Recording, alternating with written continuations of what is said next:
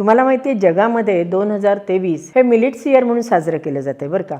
आणि ते मिलिट्स म्हणजे काय याच्याबद्दल अनेक शंका कुशंका सगळ्यांच्या मनात आहेत. त्याचीच माहिती देण्याकरता हा खास व्हिडिओ तुमच्याकरता. नमस्कार, मी अनुराधा तांबोळकर. अनुराधा चॅनलमध्ये तुमचं खूप खूप स्वागत आहे. आज आपण मिलिट्सबद्दल माहिती घेणार आहोत बरं का. मिलिट्स म्हणजे काय, मिलिट्स कसे खावेत, मिलिट्स कुठल्या कुठल्या प्रकारचे आहेत, त्याच्यातले फायदे काय आहेत, या सगळ्या गोष्टींचा थोडक्यात उहापोह आपण या व्हिडिओमध्ये करणार आहोत. उहापोह म्हणजे थोडक्यात माहिती. मिलिट्सला स्मॉल सीड्स ग्रास असंही म्हटलं जातं, श्रीधान्य असंही म्हटलं जातं, तसंच मराठीत भरड धान्य किंवा तृणधान्य असंही म्हटलं जातं. आता हे धान्य काही नवीन आलं आहे का? नाही हो. हे धान्य गेले 5 ते 6 हजार वर्षापासून आपल्याकडे आहे. तुम्हाला भुलाबाईचं एक गाणं आठवतं आहे? त्याच्यामध्ये आहे बघा, नदीच्या पलीकडे राळा पेरला बाई. म्हणजे हे गाणं तर किती वर्षांपासून आहे. त्यावेळेपासून राळा हे एक तृणधान्यसुद्धा आपल्या वापरात येत होतं. परंतु ह्या तृणधान्याबद्दल गेले 50-60 वर्षामध्ये काही अशा गोष्टी घडल्या गेल्या. कारण आपली पॉप्युलेशन वाढली गेली, त्यामुळे गहू तांदूळ ह्याच्यावर भर दिला गेला. कारण आपल्याला धान्य भरपूर हवं होतं आणि हरितक्रांती झाली. परंतु त्या हरितक्रांतीमध्ये कळत नकळत हे सगळी तृणधान्य ही भरडधान्य मागे पडली गेली.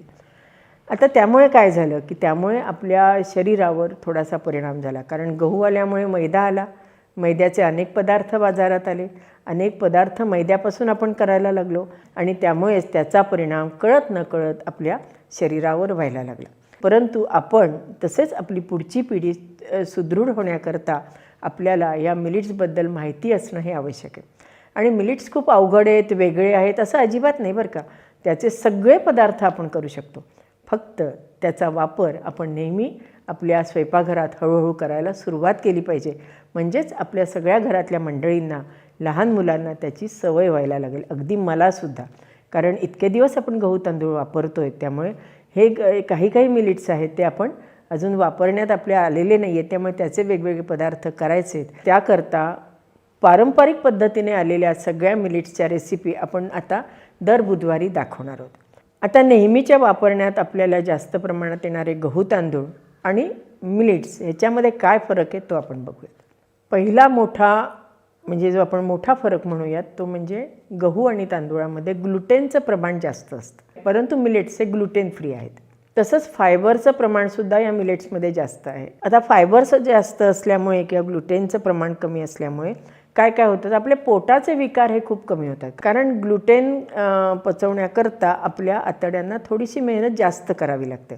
तसंच फायबरचं प्रमाणाच्या जास्त असल्यामुळे त्याने पोट साफ होतं. पोट साफ असेल तर आपण अनेक विकारांपासून दूर राहू शकतो. आता मिलेट्समुळे अजून दुसरे फायदे काय होतात तर रक्तदाब कमी होतो, डायबिटीस कमी होतं, लठ्ठपणा कमी होतो, सांधे विकार दूर होतात, पोटाच्या अनेक तक्रारी कमी होतात. मी तर एका माझ्या वाचण्यात आलं की कॅन्सरसुद्धा जे प्रमाण आपल्याकडे हल्ली वाढलं आहे ते सुद्धा कमी होण्याकरता मिलेट्सचा उपयोग केला पाहिजे. अर्थात कॅन्सरकरता किंवा या इतर ह्याच्याकरता अनेकही बरीच दुसरी कारणं आहेत बरं का. म्हणजे मिलेट्स खाल्ल्यामुळे हे रोग अजिबात होणार नाही असं काही लागली मनात आणू नका. परंतु ह्या गोष्टी कमी होण्याकरता किंवा ह्या विकारांपासून आपली मुक्तता होण्याकरता नक्कीच मिलेट्सचा आपल्या शरीराला उपयोग होतो.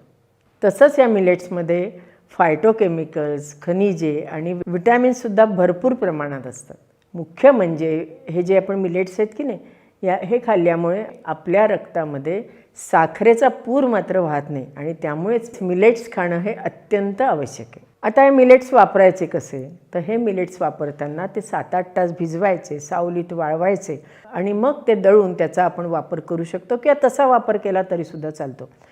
आणि काही मिलेट्स तर आपल्या नेहमीच्या वापरातले आहेत बरं का. त्यामुळे मिलेट्स काय आहेत त्याच्याबद्दल तर आपण बोलणारच आहोत. आता पुढचा प्रश्न की काकू हे मिलेट्स मिळणार कुठे? सध्या ॲमेझॉनवर मिळतात, बऱ्याच दुकानांमधनं सुद्धा हल्ली मिलेट्स मिळायला लागलेत आणि काही जे मिलेट्स आहेत ना ते अगदी नेहमीचे वापरण्यातले आहेत. त्यामुळे ते आपल्याला कुठल्याही दुकानामध्ये सहज उपलब्ध असतात. आणखीन एक मला ह्याच्याबद्दल एक माहिती मिळाली आहे बरं का, ती तुमच्याबरोबर मी शेअर करते की गहू जर आपल्याला 1 किलो करायचं असेल तर त्याच्याकरता मुबलक म्हणजे जवळजवळ 10,000 लिटर पाणी लागतं असं म्हणतात. पण 1 किलो मिलेट्स तयार करण्याकरता फक्त 200 लिटर पाणी लागतं. आणि मिलेट्स हे कुठेही उगवलं जातं. अजूनही खेडोपाड्यामध्ये, आदिवासी लोकांमध्ये ह्या मिलेट्सचा सर्रास उपयोग केला जातो. त्यामुळे त्यांना जर आपण गहू तांदूळाबद्दल माहिती किंवा ते पदार्थ सांगितले तर त्यांना त्याची फारशी माहिती नसते असंही मला एका ठिकाणी गेल्यावर जाणवलं होतं. आता हे मिलेट्स खरेदी करताना पॉलिश केलेले मिलेट्स आणि पॉलिश न केलेले मिलेट्ससुद्धा मिळतात बरं का, परंतु आपण पॉलिश न केलेले मिलेट्सचा वापर जास्त करतो. मुख्य सांगायचं राहिलं की डॉक्टर खादरवली यांनी या मिलेट्सवर खूप जवळजवळ 10-15 वर्षाच्या वरती याच्यावर त्यांनी संशोधन केलं, खूप अभ्यास केला आणि म्हणूनच मिलेट्सबद्दल आज आपल्याला एवढी माहिती उपलब्ध आहे. आता तुम्ही म्हणाला असेल काकू तुम्ही एवढं तर सगळं मिलेट्सबद्दल सांगितलं, पण खरे मिलेट्स काय ते तर आम्हाला दाखवा. म्हणून त्यातल्या काही मिलेट्स जे मला सहज उपलब्ध झाले त्या मिलेट्सबद्दल आपण माहिती घेऊयात. आपण मिलेट म्हणण्यापेक्षा तृणधान्य म्हणूयात बरं का, किंवा भरड धान्य म्हणूयात. तर पहिलं भरड धान्य आहे ज्वारी. हे सगळ्यांच्या परिचयाचं आहे. गेले कित्येक वर्ष सगळेजण ज्वारीची भाकरी खा आणि वजन कमी करा किंवा भाकरी खा आणि वजन कमी करा हे नेहमी म्हणत असतं. ही ज्वारीसुद्धा ग्लुटेन फ्री आहे बरं का. या ज्वारीची भाकरी आपण करू शकतो, नंतर याच्या लाह्या करू शकतो. असे अनेक पदार्थ आपण ज्वारीचे करतो, ते आपण पुढे बघणारच आहोत.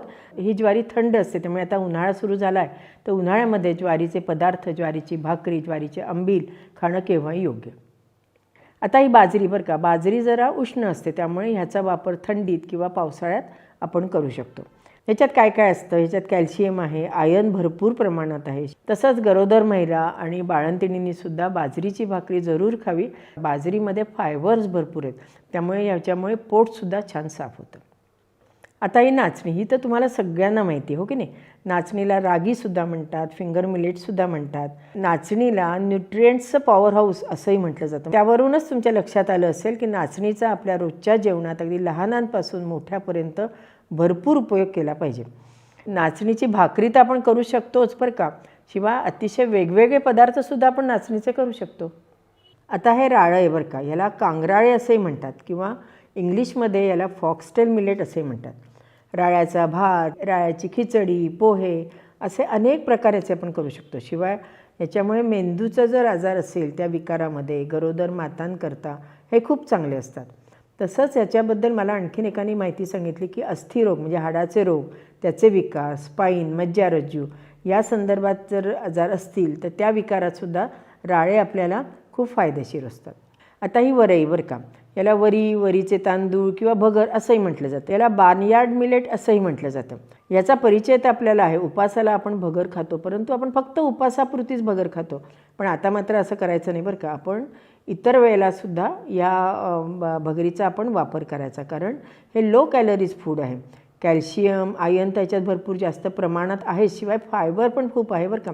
वजन कमी करण्याकरता अतिशय फायदेशीर. तसंच लिव्हर, किडनी, पित्ताशय, गॉल ब्लॅडर ह्या आजारातसुद्धा याचा फायदा होतो.